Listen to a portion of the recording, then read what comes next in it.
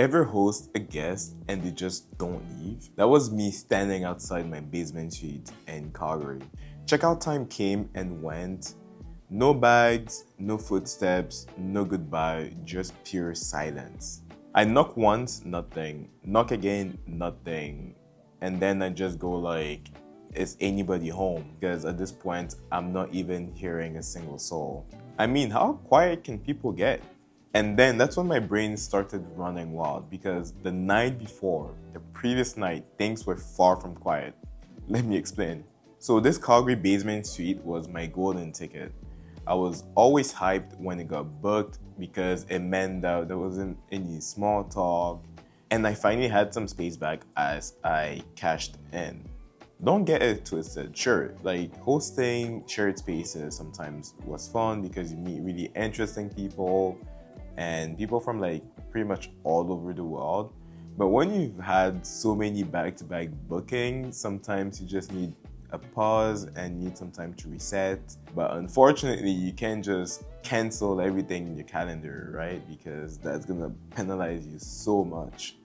So to sum this up, whenever my basement suite was booked, it was an instant win. I used to tell myself that, you know what, I'm just gonna cry in my Ferrari. Spoiler alert, there was no Ferrari, it was just me upstairs in sweatpants pretending to be running some form of Airbnb luxury empire. And honestly, that's why I share these stories because hosting on apps looks extremely glamorous. Meanwhile, behind the scenes, hosting can be chaos, comedy, and lessons you don't learn until you've fully experienced them. If you're into that mix, stick around, hit subscribe, and buckle up as these stories will just keep on getting wilder and wilder. So the guests finally arrive and there are no red flags in sight. They come in really quiet, peaceful. Like I'm telling you, no one is coming into the house with like mystery meat or like a bunch of luggages or like they're just not even moving in with weird stuff. Like these are really casual people walking in, no issues at all. And then I've already welcomed them, but then I go upstairs and I'm now thinking, you know what, these may be the unicorn guests that I've been waiting for because not only am I gonna be able to have a peaceful and relaxing weekend, I'm also gonna be able to have my private space. Like things along the lines of easy money and happy host. For a moment, I actually let myself believe it.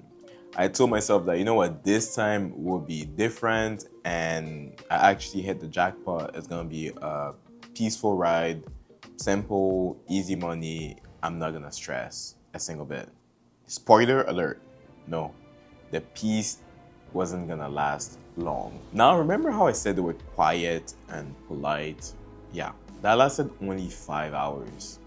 Because by the evening, my basement suite had just turned into Calgary's hottest nightclub venue.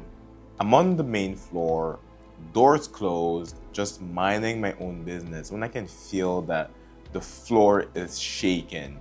It feels like I'm just standing on top of a speaker and I don't know what's going on.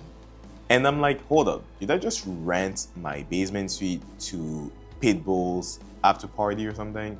Like Mr. Worldwide must be there himself down there because what the hell is all of this music and noise? I don't understand. I didn't sign up for this.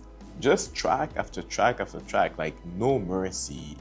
And this lasted for a while. At one point, I just sat there thinking, you know what, like congrats Moise, like you've gotten that privacy that you were looking for. On the other hand, you were also somehow forced to participate in a music festival without any like consent. But then out of nowhere, that music stopped. And I had a bit of relief and hope as I thought that things were gonna just be over. But no, this was a switch up into now a full-blown cinema. The full cinematic IMAX experience with car chasing, with bullets getting shot, with people just screaming in the speakers. And honestly, I had trouble just rendering how fast that transition was from the music to that. But it was what it was. So now I've just gone from basement Coachella to Fast and Furious 17, Airbnb, Drift. At this point, I'm just upstairs trying to relax. Meanwhile, Vin Diesel's just racing through my walls, and I have The Rock just screaming family values through my vents. And of course, this whole thing went till 1 a.m., 2 a.m., and it was just a lot. I was gonna probably like say something to them if it lasted maybe like half an hour more, because I was sleeping late that day. But yeah, it was just more noise than I was hoping to have that day. Look, by the time this thing finally ended, like I was not even mad, but I just hoped that they knew that there was no late checkout, none of that was requested, and that I hope that they had set at least 5 wake up alarms, because when it was gonna be checkout time, it was gonna be checkout time. There was no way that like I was gonna extend that, especially after all that noise and music that was played in my house.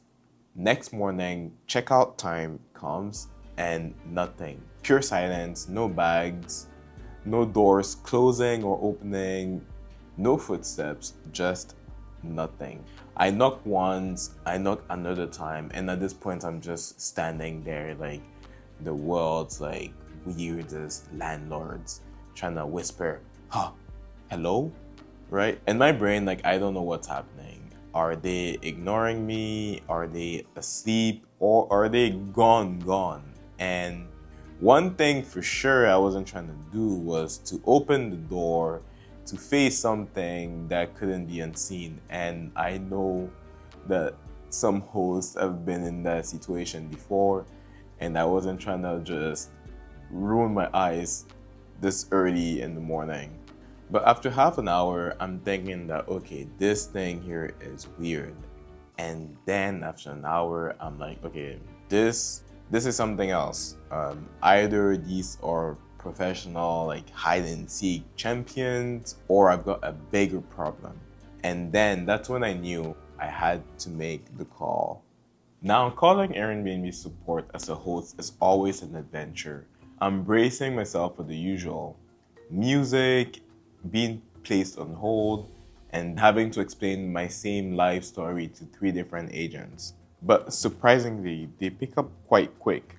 I'm shooketh. I explain the situation. I'm expecting like a weird, tedious process. And no, they're just like, oh, we're just gonna contact the guest for you. I literally just like laughed out loud. I'm like, what do you mean you're gonna contact them? Because I'm about 10 feet away from the door knocking, no one is coming out. How is it that you're in a call center and you're about to be able to reach these people faster than I am? I don't know, but whatever magic that they had planned that day, I was up for it. I was like, sure, and good luck with that. But you know what? Joke's on me, because 2 minutes later, bam, these people just appeared in the living room on the main floor, like if they just teleported. I don't know what Airbnb told them. What I do know is that bags were packed, shoes were put on, and they were ready to go. I have a gut feeling that maybe they sprinkled some of the magic words late fees, but again, I didn't have any confirmation for sure. Suddenly, these people that went MIA for over an hour were moving faster than Flash himself. Like, they didn't just leave, they evacuated the premises. Like, Airbnb had just whispered money penalty, and they just found Jesus, the exit door, and the Uber at the same time. I was just standing there in disbelief. I'm like, oh, that's crazy. Like, how much power Airbnb has with just the fees that they have. Like, I'm there knocking, and the second corporate just jumps in and mentions late fees, these guys just appear out of nowhere and disappear and exit the place so quickly. So what did I learn from all of this? Airbnb support is magic. I couldn't get these guests to leave by myself, but as soon as Airbnb support got involved and probably pronounced the words late fees, these people just appeared and left. No questions asked. And honestly, that's hosting in a nutshell. One day it's a party, and the next day is a complete mystery, and you don't know what's going on.